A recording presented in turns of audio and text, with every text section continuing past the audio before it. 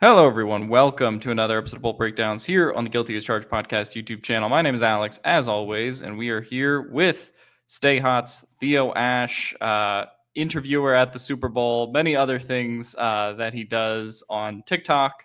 So, Theo, how are you doing today? Doing well. Enjoy my Saturday. It's warm outside and was out for a walk earlier and yeah, it's been chill. How's the off season? Well, you've had quite the ride at the Super Bowl. How's the off season been treating you as well?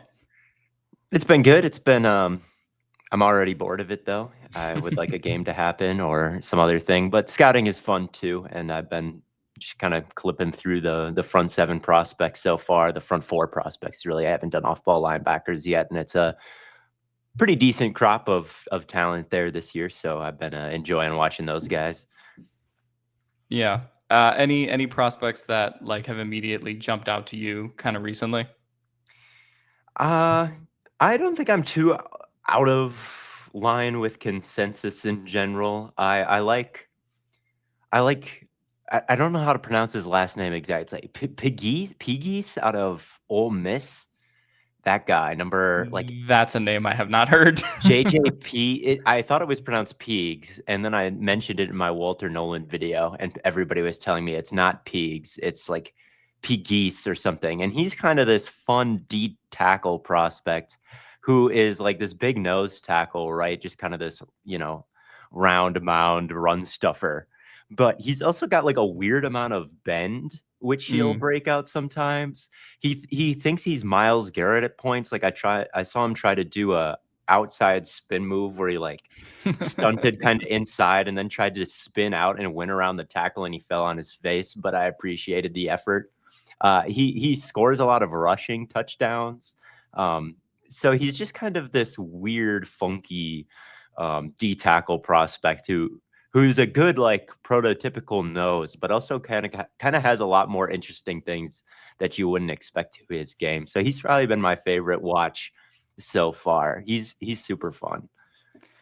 Getting to the draft here a little bit, you look at the position that the Chargers are in the first round.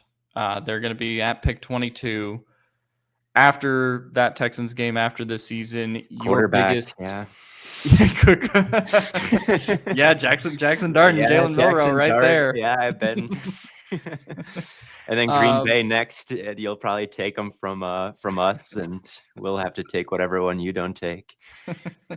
um, but what was kind of your biggest need, if you will, for the Chargers kind of heading into this draft?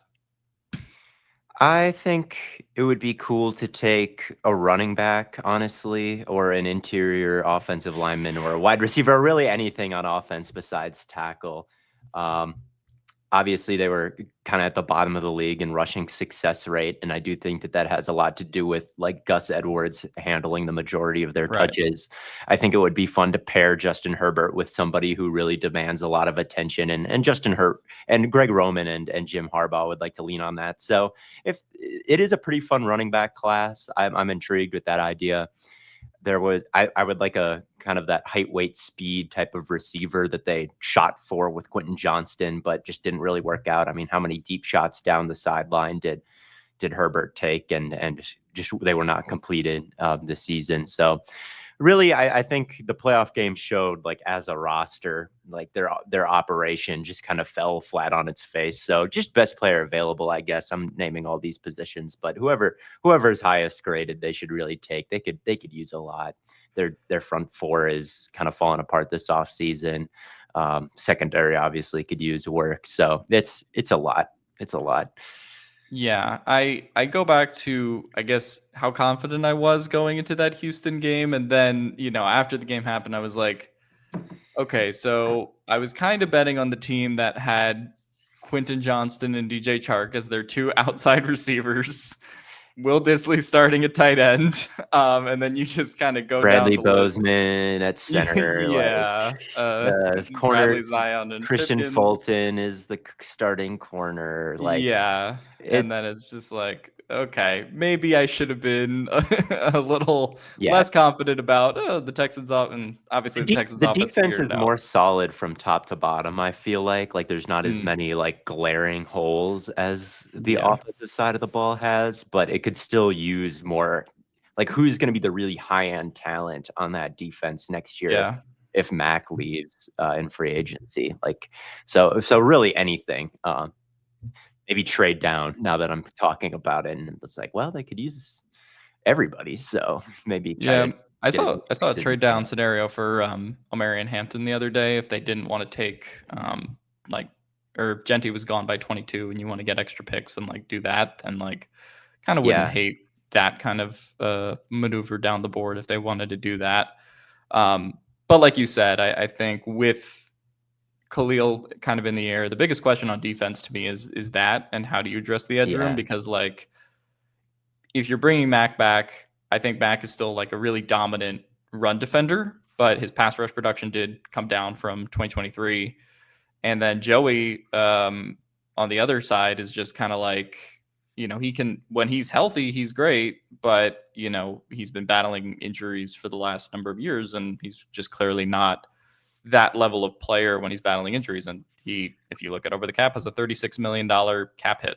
yeah, So to me, you have to kind of figure out something there. And then it's like, one of your options is run it back, right? You bring back Mac and you like restructure, make Bosa take a pay cut or something along those lines. But it's like, you're going to go into, this AFC with like 34-year-old Mac and a 31-year-old, Bosa sort of as your two key edge right. rushers. And then I think it's also one of those things where if they had gotten more from like Thule, which they sort of wanted him to like take that step this year, then like maybe there would be a little bit more flexibility there with what they were willing to do. Um, but for me, my solution has been bring back Mac and then figure out the, whatever you want to do in the draft or potentially hit the free agent market to fill that Bosa spot. But Or could you be the dark horse Miles Garrett team? I mean, the yeah, Chargers are a that's true. contender. They are sixths in cap space. I think, Garrett obviously demanded a trade. I don't think the Chargers are anywhere near the top of the odds to get him. It's like the Commanders number one, and Yeah. then the Eagles, and then the Lions, and then the Packers, I think.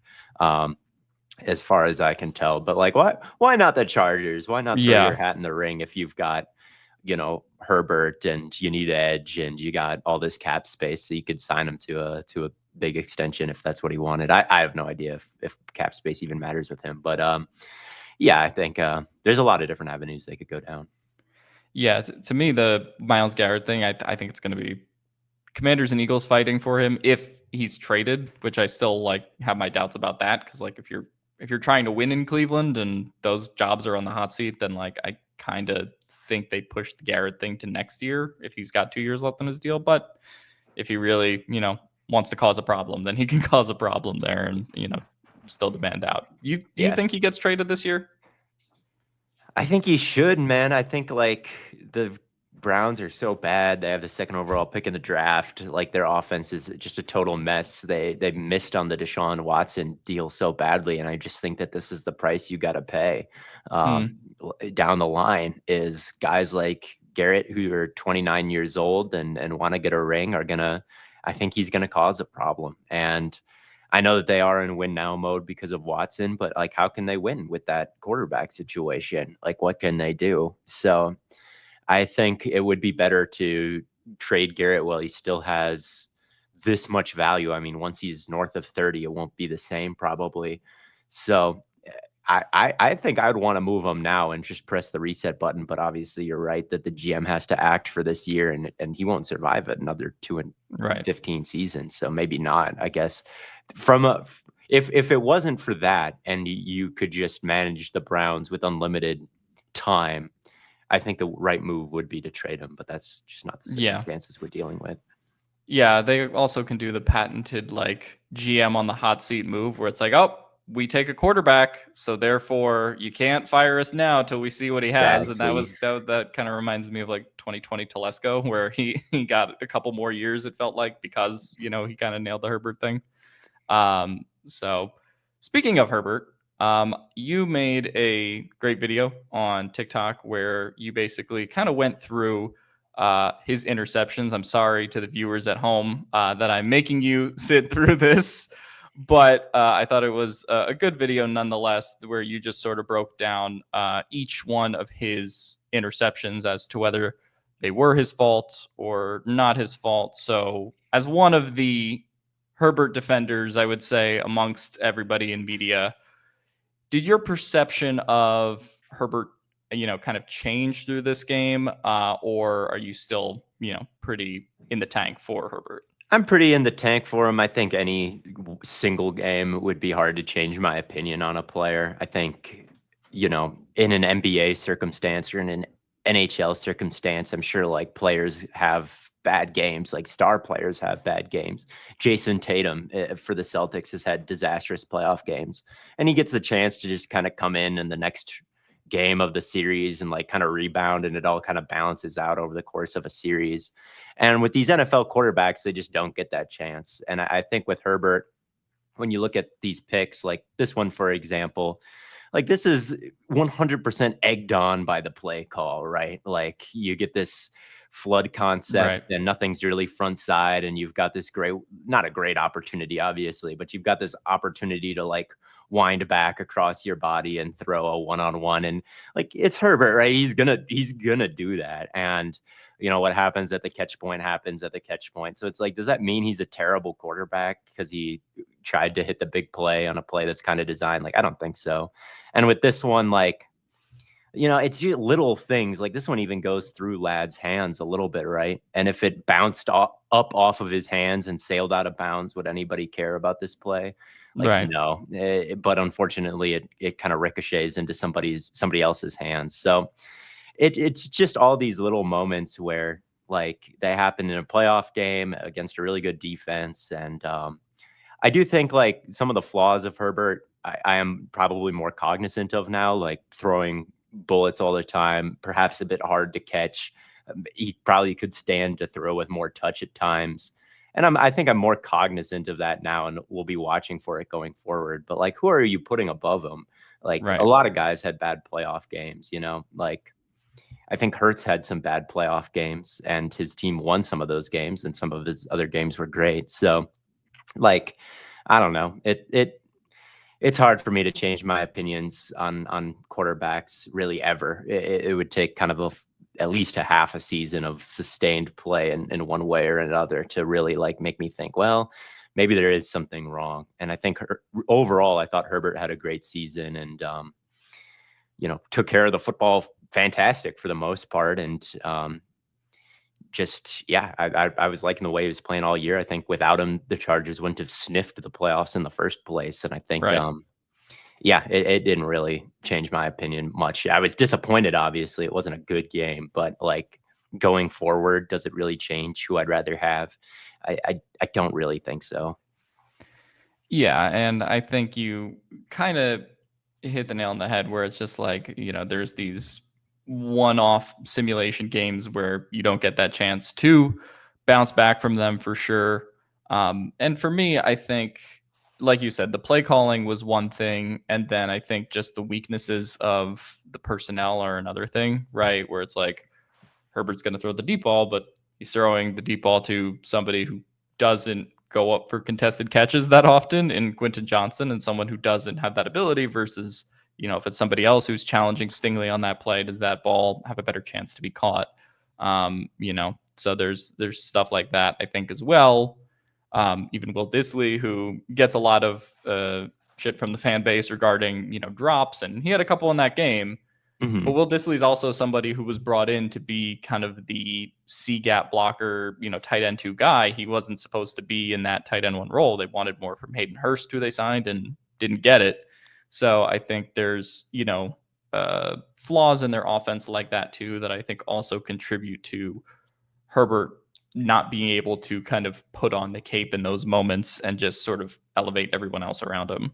100%. I think about this thing that I read about the butterfly effect, where there is this guy who discovered it, who found that like little tiny changes um, would change the weather. Like in one simulation that he did, like a tornado would appear. And if you just changed a couple like fractions of a decimal, like everything would be normal in his simulations. And I just think, and it would, the point is that like a drop, I think early in a game can kind of cascade into something that's kind of a disaster. I think you see it all the time in games where like at the end of the game, it ends up being a blowout. And I think you see this with the Chiefs too, a little bit, Yeah. like anytime.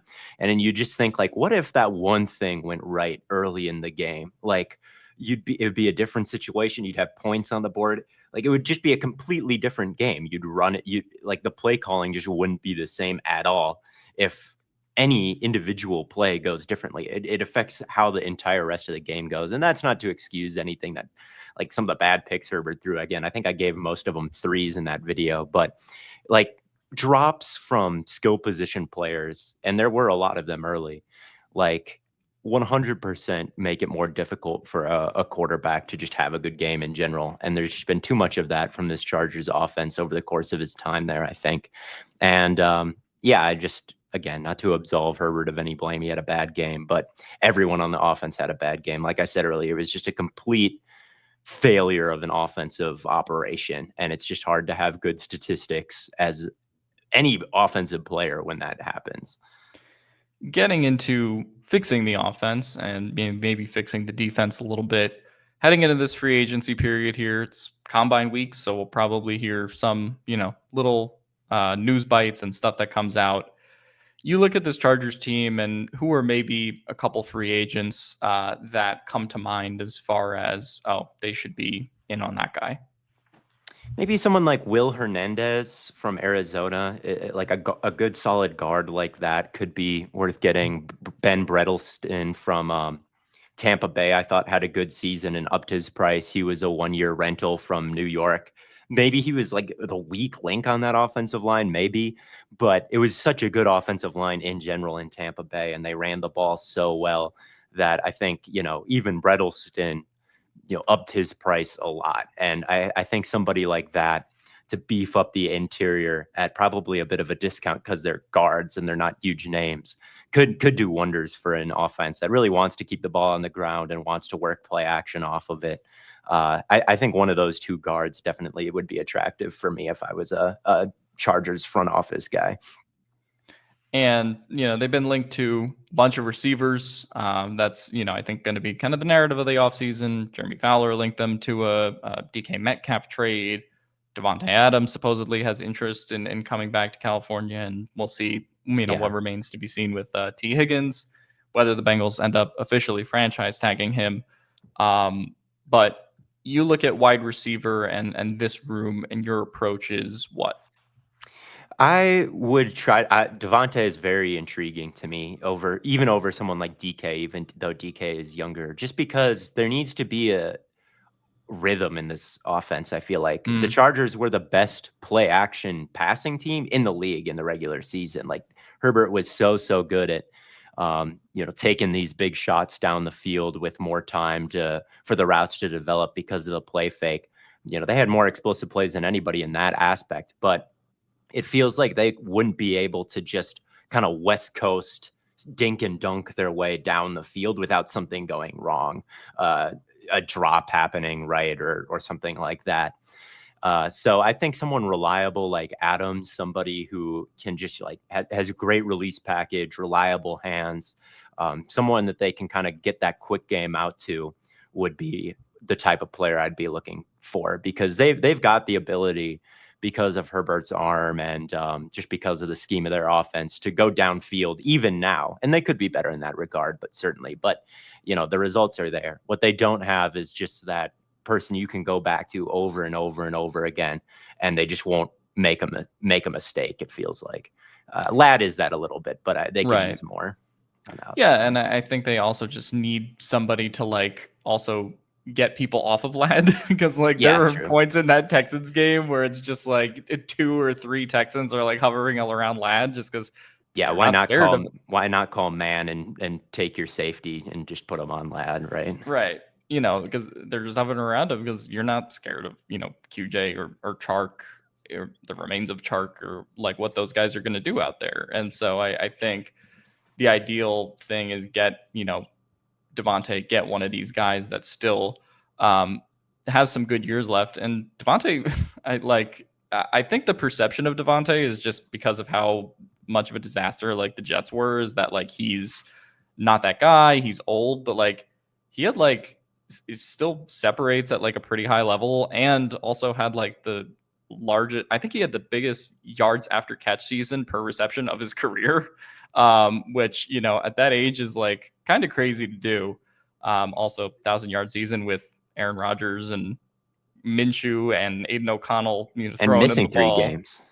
Right. And so it's just like, to me, you mentioned kind of the timing aspect, and that felt like the kind of most difficult to nail down thing for the Chargers, and especially in those gotta have it situations, right? For so long, it felt like Keenan Allen was that very reliable third down guy.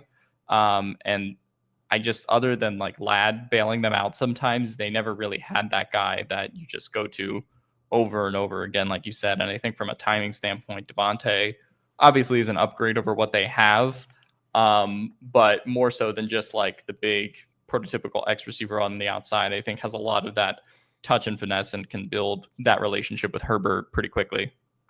Yeah, definitely. I mean, Davante, it's kind of unbelievable the season he had, really. From December onward, his 17-game pace was 1,632 yards and 17 touchdowns. I mean, he was on an absolute tear um, after getting some time in New York. And eventually it looked like the old days between him and Rodgers. He had almost a 200-yard performance against Jacksonville. Had a touchdown almost every week starting in December, and that's through 6 games, which is not nothing. So yeah, he's a big time addition for anybody who gets him or if he stays on the Jets. And then Cooper Kupp is somebody who I also think has something left in the tank. Like watching his film from the playoffs, he was still winning deep. He caught a big time fade ball in both playoff games the Rams played. He can block for the Puka Nacua screens, obviously, and brings kind of a lot of that hidden yardage to his game. And obviously is a very nuanced route runner, a vet leader. He's someone I think is very attractive, and he's demanded a trade from LA. He only had like a 2% drop rate this year, 50% contested catch rate, still can separate and win down the field a little bit. So he also is someone I think would be attractive in the Greg Roman scheme. But do wide receivers want to come to that scheme is another thing. If it's a trade, or who knows. But playing with Herbert, I think can kind of, and they passed it kind of more than ever in the second half of the year. So maybe Roman has learned a little bit. I doubt your opinions or any of our opinions really on Greg Roman have changed. But what's kind of your thought on them running it back with Greg Roman here? I think it's low ceiling. I do. I think like it was overall fine last year. They got to the playoffs. Like I enjoy the stability that Harbaugh has brought. But at the end of the day, you're playing to try to win the Super Bowl, not to just be okay. And that would be my question with Roman is like, is this the kind of offensive hire that is good enough to get you past the top teams in the AFC and the NFC and win you the entire thing? And I just think he's too limited in the passing game for the answer to that to be yes. Now the Chargers are so kind of far away from being a Super Bowl winner that it's like not the biggest problem at the moment, I feel like, but eventually I think it is. And I'm not in love with him being the offensive coordinator, certainly. Yeah, I think it's kind of also sort of like when he, had that Lamar, MVP run, and then, the years with the Ravens after that. And he just sort of wore out his welcome there as far as like being able to maximize the offense. And for this year, like I said, I kind of don't mind keeping him as much. Also, just because I think if you uproot the offense again, right, and have it be, Herbert's billionth coordinator in the last 8 years or something like that, I do think there is an added value to just being like, okay, focus on this. And this year, at least, we'll pursue the talent upgrades. We'll get the receivers in there. We'll get the tight ends in there. I think that's kind of plus the offensive line. I think that's kind of the MO that they've decided to go down the road this year and revisit Roman, next year, revisit him in a couple years. obviously it's, he's Jim Harbaugh's buddy. So like, I kind of don't, see an instant path towards like a new Chargers offensive coordinator, but you kind of never know there.